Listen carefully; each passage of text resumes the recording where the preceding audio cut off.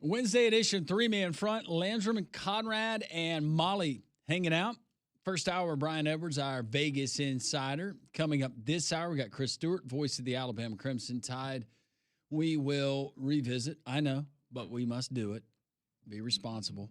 We must revisit what happened on Saturday at Mercedes-Benz Stadium. Look ahead to the rematch with Oklahoma in Norman coming up next Friday. Mentioned that. Now weather seems to like it's going to be okay. You got the polar vortex that maybe is going to hit the Northeast. I was looking. We might have a white Christmas for, of course, everyone, with the exception of us. Yeah. I was about to say, I saw if you're in the Northeast, it's going to be chilly and snowy. But it always is. Yep. I wouldn't know what to do with myself. If we didn't have 70-degree weather and I couldn't go outside and play with all my toys? So what's the most snow that you've ever had to deal with? The most snow? Yeah. Like in terms of... Oh, here it would have been the blizzard of 93. Okay. Blizzard of 93, we lived... Molly's just That's a really funny question, Conrad. Yeah, where we lived, we did not have power for 2 weeks. And the only source of heat that we had was space heaters in our gas oven. How do you know how much? It was really cool as a kid until about day 4. 6 inches? No. Was it a foot? Oh, yeah. Okay. You had a ton of snow. I was about to say, when I lived in Virginia, the 2 winters that I lived up there, we got over a foot of snow both of those times. That's a different animal. But this was a blizzard where you have wind gusts that are crazy. It's knocking down trees, which are knocking down power lines. Some people's houses getting hit. It was a mess. And then I had friends that, let's just say, lived in a certain part of Homewood. They never lost power. They never lost cable. Yeah, see, I was about to say the worst in Alabama was, what was that, like 2013 when we had the Snowmageddon or whatever that was called. And that was kind of bad, but I know it's nothing compared to the blizzard y'all went through, and certainly not what you had people burning Virginia furniture. Yeah, no kidding. People burning furniture to stay warm. Yeah, and I'm sure Molly's over there cackling like this is business as usual. You guys are so funny. Yeah, yep. Business as usual. What's the most snow you've ever dealt with? Oh goodness, does it ever get over 2 feet? Yeah, we got 20, I can't remember if it was like 21 or 22. I think it was my sophomore year of college. Lincoln and Omaha had gotten a record number of snow. I think it was the second most in record history or something like that. And they would never cancel class because, we had the infrastructure to take care of most of the roads. And they actually had to cancel 3 days or something like that because that's a big deal up there. So much snow. And that, like you said, that's a huge deal in Nebraska. When you go to other parts of the country and you realize they're used to it, they're equipped for it. This is why they have the plows, the road treatment. Not that we don't have some of that stuff here, but whatever. Yeah. We don't have the abundance that they do, especially in the Midwest and out west and up north. And I'm actually thankful that we don't. Because now with the whole get excited, what's the weather going to do, going to the grocery store, living in Alabama all my life, I actually appreciate that. I really hope it snows in Michigan when I'm up there. I really want it to. Doesn't it always snow in Michigan when it's cold? Well, usually. But 2 years ago when we went, there wasn't any snow on Christmas. But I'm really hoping we get it this year. Fingers crossed. Christmas miracle. Yeah. Maybe we'll get a little bit of snow. Maybe a flake or two in Norman, Oklahoma. Maybe a little bit. Wonder if Chris Stewart would like that. We'll ask him. Chris Stewart, voice of the Alabama Crimson Tide, presented by Craneworks.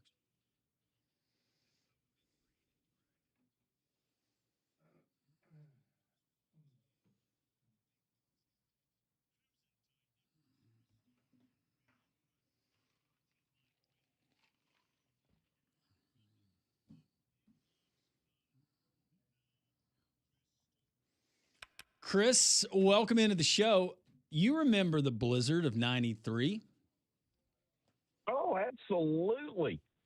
How much fun was that?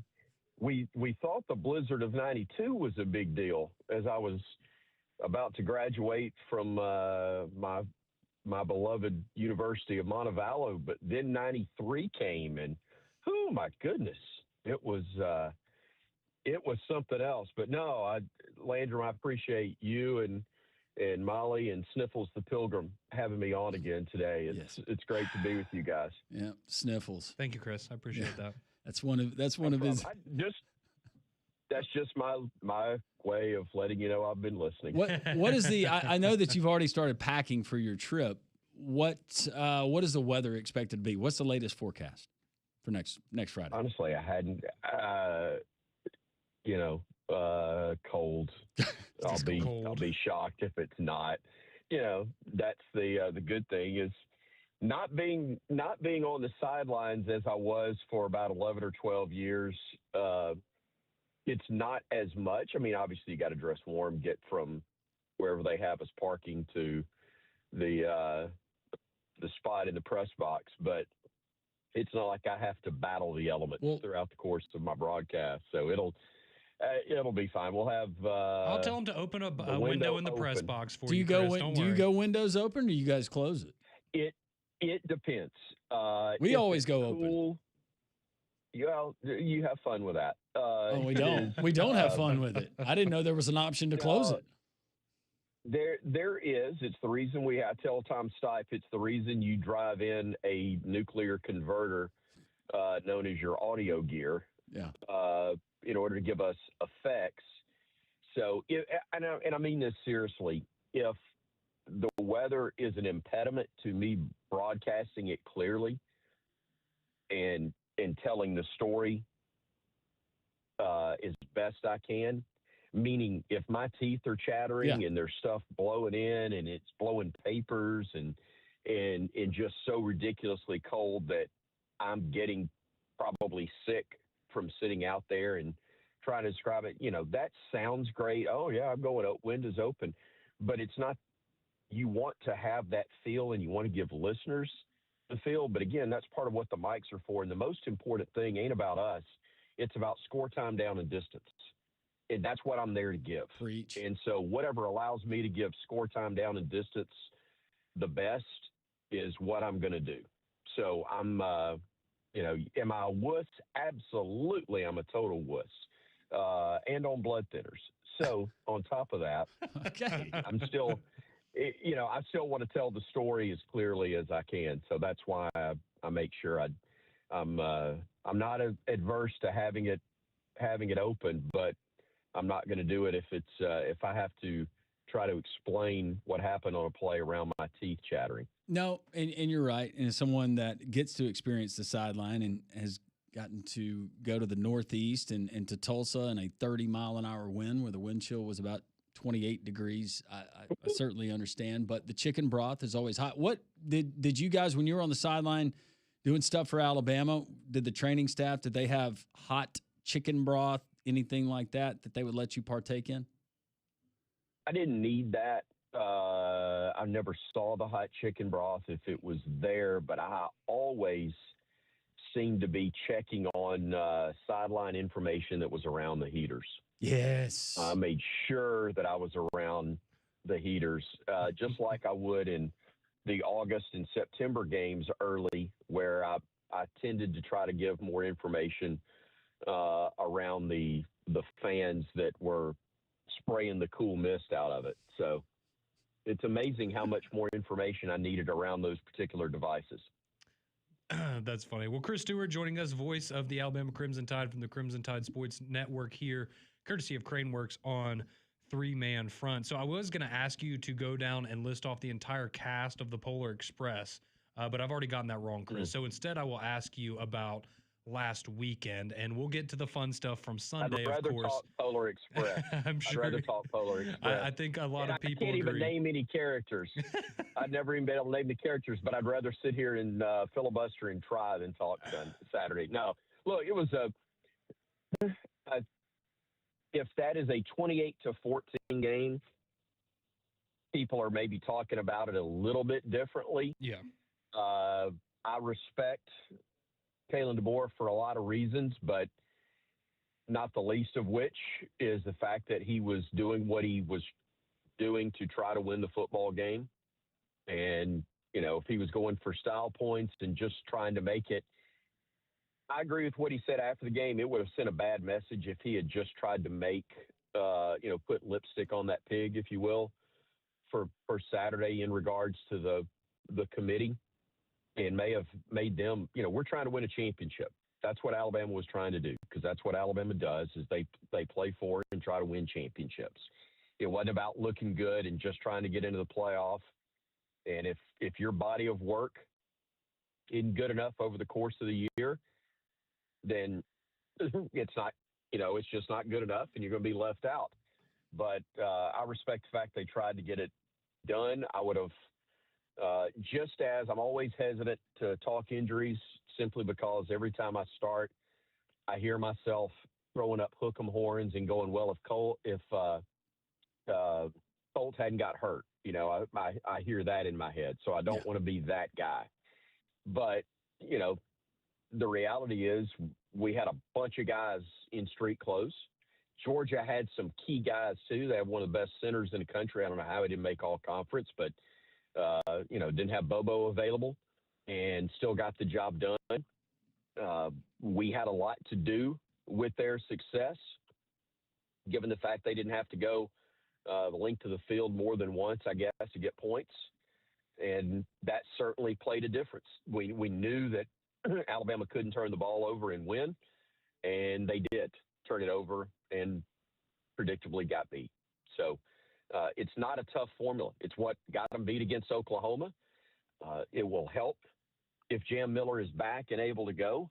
There's no guarantee of a victory. We lost with Jam in the game a few weeks ago to Oklahoma, but 2 of our 3 losses have been without him, and I don't think that's a coincidence. I'm not sitting here saying he's Derrick Henry, but he's very, very valuable to this football team, and hopefully he and a lot of his teammates will be back and ready to go when we get into the playoffs here. Yeah, you certainly hope so. We're talking to Chris Stewart, voice of the Alabama Crimson Tide, presented by Craneworks on the Higginbotham Hotline. There's certain things that you can't fix. You can't rush a guy back from injury. We don't know health. But if I'm Kalen DeBoer and that staff, and I'm sure they are, what can you fix right now? What can we fix? We work on us. What can we fix and eliminate some of these mistakes? Because a lot of it has been self-induced for the Alabama down the stretch.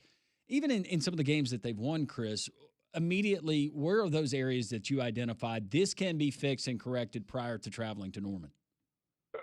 Well, Landrum, I think you said it.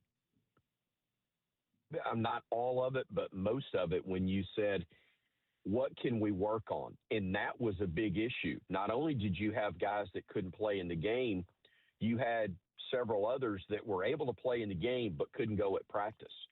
And so you didn't get the reps you need. And I use this analogy on a show earlier today. Basketball is a different deal.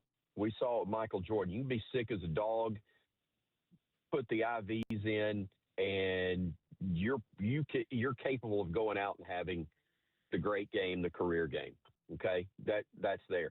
It's tough to do when you got multiple players out that don't practice in football because of what you have to do collectively. Individual player, probably, but if you got a bunch of guys out, it's just tough, or that are going to be out from practice. It's tough to get in rhythm. And look, this team's been struggling anyway offensively. We know that. They've been off. But it is very difficult to get it fixed and primed if you're not able to go. So I think this week being a week where you stay sharp where you can, but you heal up more so than anything else, and then treat the game week as you should, as the game week that would keep the season going or bring it to a close, and you lay it on the line there. But we got to get guys. We got to get some more guys healthy and on the field, and guys that are healthy and on the field in practice, in addition to the games on Saturday. All right, Chris. Friday. Yeah, Friday. So now, Chris, we can talk about the fun part, which was Sunday, and the reveal of the college football playoff rankings. We find out Alabama, they don't move at all. They stay in the 9 spot despite what happened on Saturday against Georgia. So just kind of walk me through, from the moment the game ended on Saturday and you knew Alabama had lost by 21 points, what was your initial reaction or thought process on if Alabama was going to get in or not? And then your reaction on Sunday, seeing that Alabama was in the exact same spot they were going into Atlanta. It's kind of funny because, it turned out to be Nick Saban's last SEC championship game. You left there feeling great about who you were. Obviously that was still a 14 playoff. You thought you'd made a major statement winning that game, and you made a great argument for being in the playoff. But as the night wore on and the more the clock turned and the closer you got to the selection, you gained less confidence because you go, oh, this is still in somebody else's hands. And on a flipping that, you're miserable in the moment. You're miserable in the moment because you didn't win the SEC first and foremost. But you're also afraid, good grief, you don't know what this group of people, and I'm reserving commentary by just leaving it at the word people, in that room are thinking or going to do. And so when again, you've left it in their hands, it can be a very bad feeling. But opposite of 2 years ago, the further away we got from the game on the clock and the closer we got to the announcement, the better I felt. Now, I had no clue that we would hold and not move at all. But I did feel better, and my hopes were up. And I talked to some people who are far better connected than I that had a pretty good feeling about where things were. And ecstatic when I saw not only that we were in, but that we were going back to Norman. And not that we've had success there, but simply the fact that this preparation will be easier for both sides, and Oklahoma's in the same boat. But we know we played really well, and those guys know they left business undone against Oklahoma, and they would love to get retribution for that. Also, I think symbolically, going back to where you frankly lost your chance to be in the playoff a year ago because of what happened in Norman, I just think there's a lot of symbolism there. Whether it happens, whether you get it the right direction this time or not, we ain't going to know until Friday night late. Speaking of that, at least, go ahead. Yeah. No, I was just going to say, but at least going into it that you shouldn't need motivation, definitely not extra motivation. But I think for a lot of reasons, it's a place you feel good about going and getting the result that you want. And then when you look at the bracket as a whole, and I was thinking about this earlier, how weird it is, guys, that you've got basically the feel of the basketball tournament where you go, well, if we can get past the first round, boy, I kind of like this second round matchup. And I know you can't look past Oklahoma on the road. But the reality is, how is Indiana going to handle being in the Rose Bowl and being in that situation? They've been great all year, and they deserve to be the number one ranked team in the country. But how do they handle that moment, that environment, and are they going to start looking around at that setting and then look across and see those familiar Alabama uniforms and go, oh, man, we're Indiana? Okay? That's the type of stuff you just don't know until you get there. And you plug Oklahoma in, and it's the same thing. They're feeling the same way. So, I don't know. It's interesting. It's going to be, I hope, very entertaining, and I hope it's going to be the lengthiest possible run it can be for Alabama when this thing wraps up. Chris, before we wrap up with you, I know that you're a big Christmas movie fan. You love, National Lampoons. You love them all, right? I do. Yeah, I do. I think it's fair. Are you pretty good with Chris? You say, hey, go ahead. No, right. Go ahead. I'm sorry. No, I was just going to ask you, are you pretty good with Christmas movie quotes? We were just going to do this with our guests and see who got the most. If you're willing to play, it'll be quick. Well, you filthy animal, I would be fine with it. That's Actually, fine. that was one of them. Can you tell me the movie? Merry Christmas, you filthy animal. Oh, that is absolutely Home Alone. Is it Home Alone or Home Alone 2? Yes. Yes. I feel like that one might be in both of them. I answered your question. You did. You did. I answered your question. How about this? This would be a little bit older. God bless us, everyone. Christmas Carol. There it is. Nice. You'll shoot your eye out, kid. That's a gimme. That's a Christmas Story. Yep. How about this one? This is more of a, I'll give you a hint.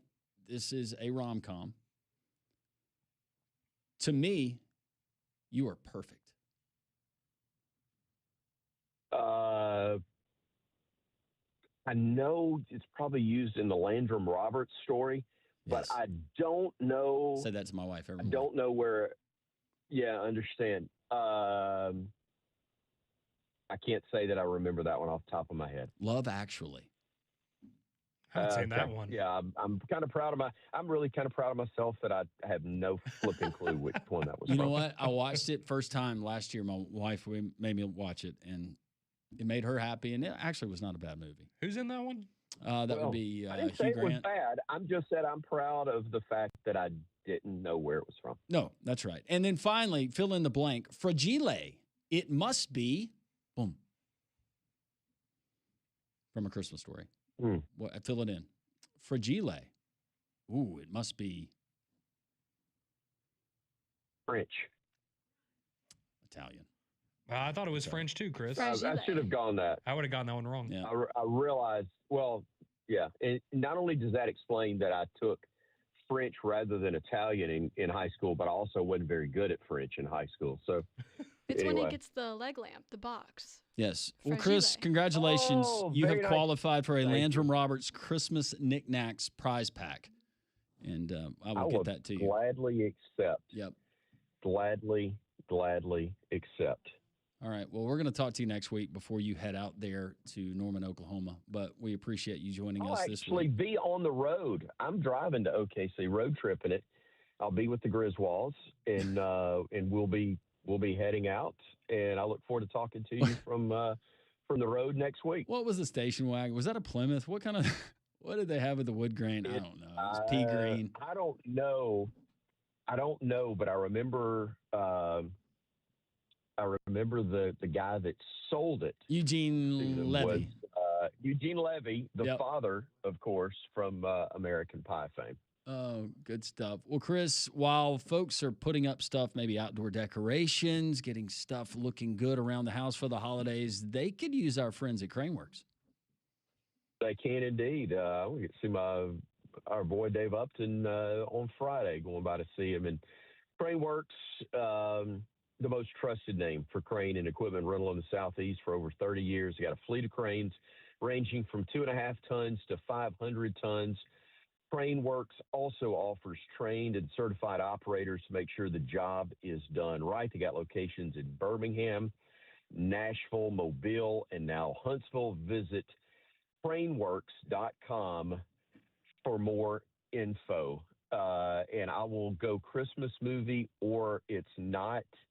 And I will end with the paraphrase of Yippee-ki-yay. I knew it. Y'all have I knew he was going to do a good it. one. Thank you, Chris. We appreciate it. You got it, guys. Y'all take care. You too. Thank you, Chris. Chris Stewart, Die Hard. Kind of a Christmas movie. Well played, Mr. Stewart. Well played. Chris is presented by Craneworks on the Higginbotham Hotline. You deserve solutions that are built for you. Higginbotham's your one-source solution for insurance, financial, and HR services. Well, a lot of talk about the ACC and Notre Dame after the college football playoff reveal on Sunday. Some changes potentially coming from Jim Phillips and the ACC and how they handled their conference, looking to get more teams in the college football playoff. We'll tell you what changes could be ahead for the ACC next on 3 Man Front.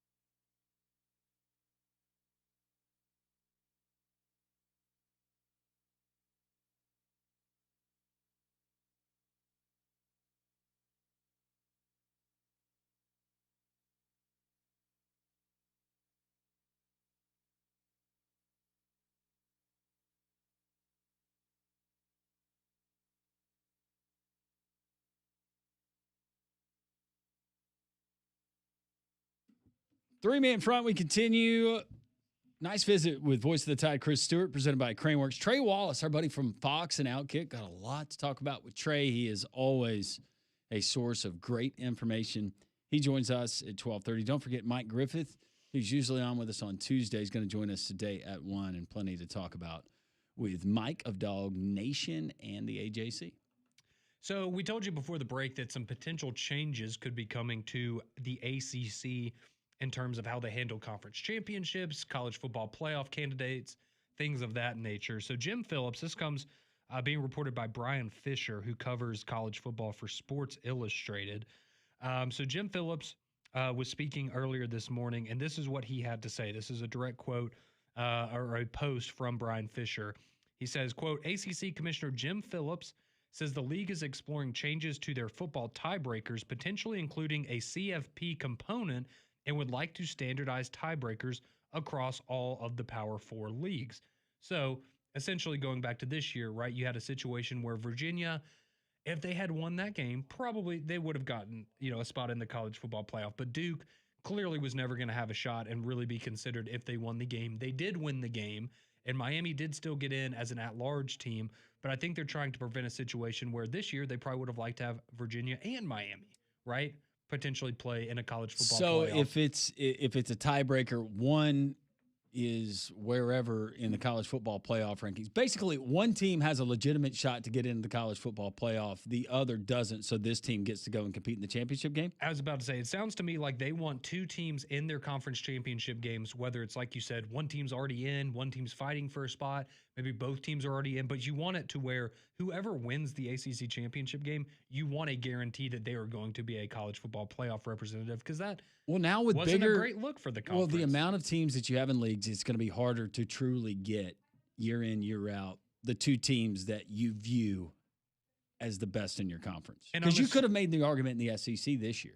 Absolutely. And I'm assuming here where it says they're exploring football tiebreakers, potentially including a CFP component, that would mean maybe they have the power of, hey, Duke, you're not in the running for a college football playoff spot, so we are going to kind of overlook the tiebreakers, and we are going to include Miami in your spot. Congratulations on the great season. That's how I'm taking it. I love it, but guess what? It still doesn't help you, Notre Dame.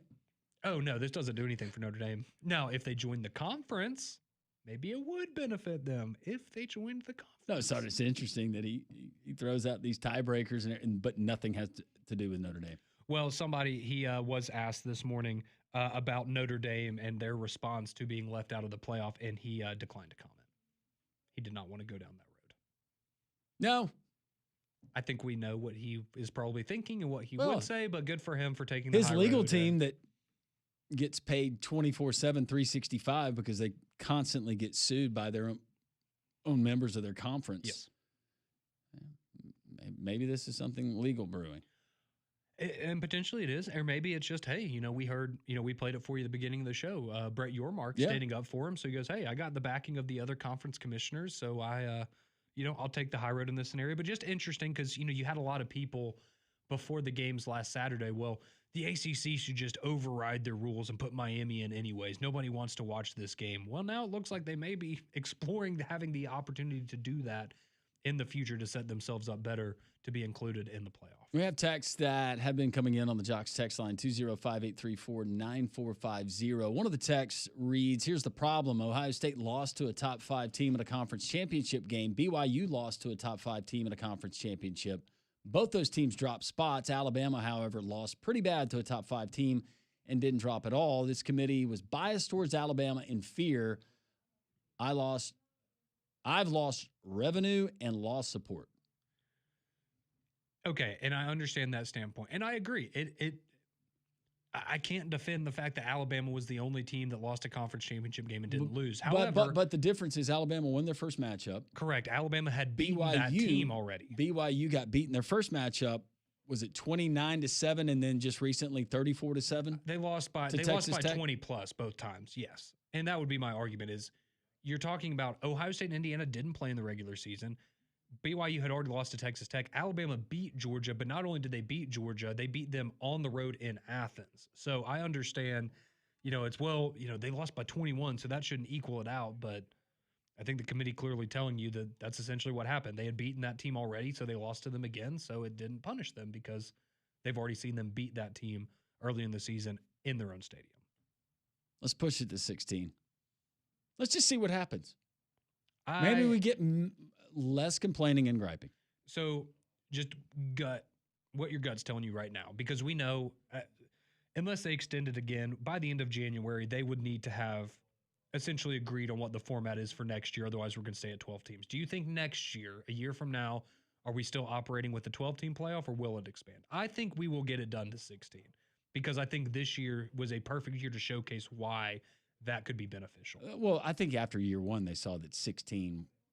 Well, I know that they had kicked around the idea of 14, but yeah, I think it's very, very soon we get to 16. And inevitably, right, it feels like if they do expand to 16, the next year we'll be like, man, there's only really like 11 or 10 teams that that deserve to be in it. But that's just how it goes. And right? how you set it up with buys or no buys, I don't know how many of these coaches are really concerned with the buys. We saw it work in the reverse last year. Some of the coaches complaining about having the layoff and these other teams being able to play a week earlier. Yep. Who knows? They've got a lot of things to figure out. Yep. We'll continue. A lot more of your texts that are rolling in. More college football news that we will get to as we roll on this Wednesday on Jocks.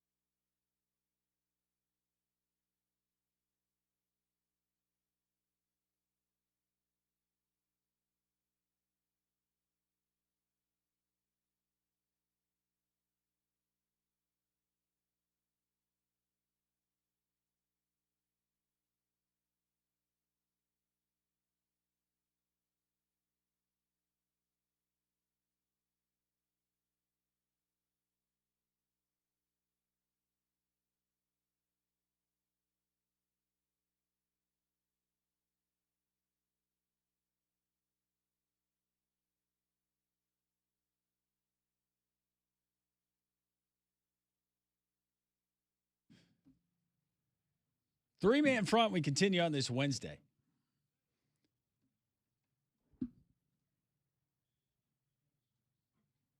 Little coaching news, college ranks. Our buddy Jason Candle, we tried to get him out of Toledo for years. Pat's going to miss him on Tuesday nights during action.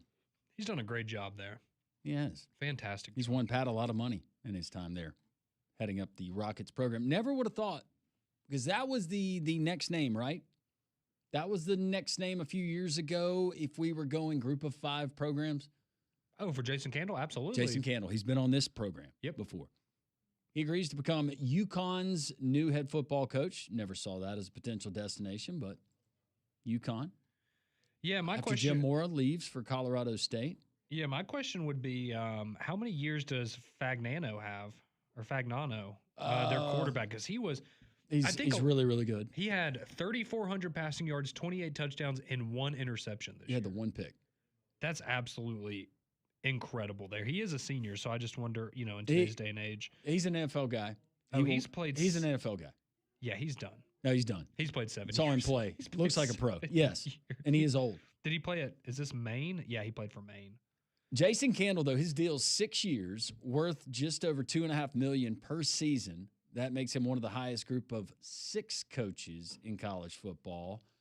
And the move doubles his salary. He was making $1.15 with the Rockets last fall. He can earn up to $1 million in college football playoff incentives and up to $850,000 in other incentives as a part of his deal. Meanwhile, Toledo hiring Mercer head coach Mike Jacobs. Okay.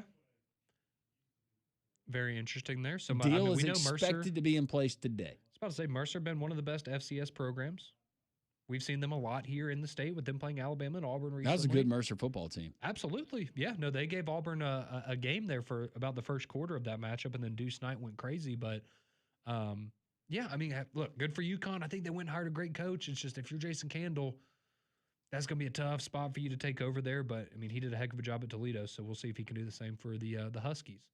Auburn making moves as Alex Golesh continues to form out his staff. Coleman Hutzler, who spent time under Nick Saban at Alabama, spent the last 2 seasons at Mississippi State as their defensive coordinator.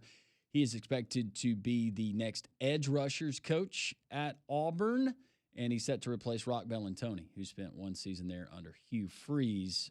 Hutzler, noted for his recruiting. He's also coached outside linebackers as he did at Alabama and also as the special teams coordinator there under Saban in 2022. So Alex Golesh getting those familiar names, also retaining Vontrell King-Williams from the Hugh Freeze regime to coach the defensive line, also adding a executive director of recruiting, Harding Harper III, director of football administration, John Allen Stone, football performance, which would be the guy who looks like he'd be scary. Yes. That's the guy to with have the beard. to deal with. Yeah, the beard. Yep. On a daily basis in the weight room. George Karitis, that's how I'm pronouncing his name. Sounds right. Director of Applied Science, Terrence Cannell, and Associate Director of Football Performance, Frank Falis. They're also joining Golesh's staff. And you still got some other positions that have not been filled by coaches, but I'm guessing they're working through contractual things. Yeah, I would think so. And I'll echo what I said earlier in the show. If anybody missed it, I think he's doing a really good job, Golesh, of this. It's like a melting pot of different philosophies and guys that he's had success with at USF and guys that he worked with at Tennessee and has brought with him, guys that were already on staff at Auburn and know that roster inside and out. And then other guys that maybe weren't part of the Auburn program, but they've been around the SEC and they know what it takes to win and recruit at a high level. You don't want to have to teach all of your stuff to a whole new group of folks. No, you do not. You've got enough that you've got to make up ground doing, especially in the infancy of your tenure. A lot of other areas you'd like to have some guys that are there, which he's brought with him, and he thinks a lot of. Yeah, I think there's a lot of optimism. It's going to be fascinating, just like every other school when the portal opens, because we've already had like 7 or 8 guys, I think, for Auburn that have declared their interest in entering the transfer portal. But that's going to be the next thing for them is how do you build out this roster? What does that look like in terms of bringing guys with you from USF? I know a lot of people thinking about the quarterback there, Byron Brown, but going to be fascinating. But I think so far for the last, 2 weeks that he's been the Auburn head coach, you got to give him high marks for how everything's gone. And at the wide receiver position, everybody focuses on that. But Perry Thompson and Horatio Fields announced that they're going to go in the portal. They're gone. I know that there are certain types of receivers, maybe in certain offenses, they're a fit. Seems like Cam Coleman, he's a fit anywhere. Yeah, that's just a guy. Yeah, if you get him, you can. But what does the rest of that wide receiver room look like? And what is Alex Golesh looking to add?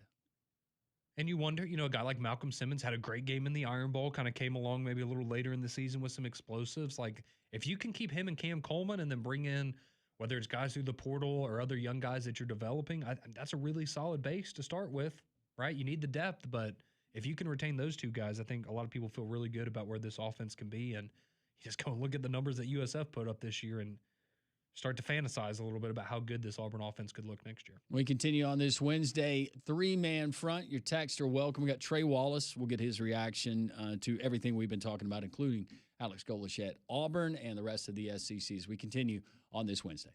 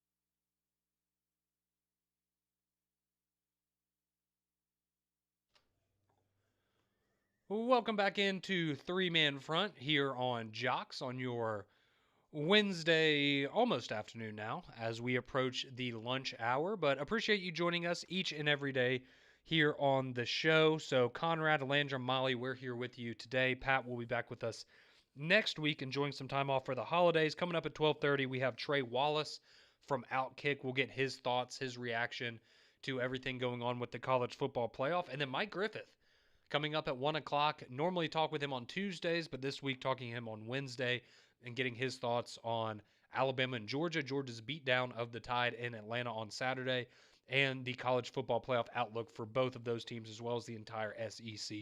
That's coming up for you at 1 o'clock. But we do want to take some time and let you listen into a conversation we had this week with the coach, Bill Clark, former UAB head coach, as he gave his thoughts and some very, very interesting insight into the college football playoff, what happened into Atlanta, and just kind of the coaching mindset around all of the drama going on in college football. This is the coach, Bill Clark. Our next guest, it's Coach Bill Clark, the pride of Piedmont. We're going to talk about Alabama, what happened this weekend, the college football playoff, and more. Coach Clark is always brought to us by our friends at Donahue Chevrolet. Coach Bill Clark on Three Man Front is brought to you by Donahue Chevrolet. Learn more at DonahueChevrolet.com. And now, Coach Bill Clark. And Coach joins us on the Higginbotham Hotline. Coach, how are you? I'm good. How are you guys? We're doing well. Your reaction first to everything that's transpired with Notre Dame and what you saw with them getting left out to deciding that they are going to pack up the gear for the year. Yeah, wow, bunch of things there. Obviously, I thought they were a good enough team to be in it. I understand about formulas and the things that led to it. Obviously, you would feel they were one of the top 12 teams. So I hate that, but also, this deal about the bowl games is terrible for our sport. I can't stand it. I hate to see people opting out. Obviously, we've created a lot of insanity with the way the rules and lack thereof are, and I think something's got to be addressed, or we're going to end up killing the bowl system. So it's a bad look. I went on a diatribe earlier, Coach, and I understand you might have a different feeling here, and if we disagree, that's fine. I mean, it's what America's all about. But I wanted to get your take on what I said. I firmly believe that it is time, more so now than ever, that the Group of Five, they need to have their own championship, that the Power Four needs to do their thing, and the Group of Five needs to do their thing, because nobody in the right mind believes James Madison and Tulane can make any kind of noise whatsoever in the college football playoff or potentially win a national championship under this current system. Do you agree with that, or do you think that with their access, that should be guaranteed every year? Well, two things. One, I think you're 100% right that they can't really compete. We know that. I do think that if it stays where it's at, you got to do something to give them an opportunity, which is why we were happy to at least have an opportunity. If you're going to ask us to compete now, would I rather see a championship for those guys some other way? Yeah, because it's just the financial difference between those guys and the powers to be, the Power Four. It's night and day. And I think just in fairness to them, and also just the big picture of what the playoffs should look like, it should be separated out. Coach, where are you on conference championship games? There was a lot of scuttlebutt before the Alabama-Georgia game. Is it necessary? Does Alabama get dinged? The precedent would be bad if the committee had penalized Alabama and left him out because of a loss to a team that they beat earlier in the season. But it does seem like that it's kind of coming to a head, maybe sooner rather than later with the conference championships. Do you like the idea of maybe earning the right not to have to play in a conference championship game? We expand the field, have play-in games. Your thoughts?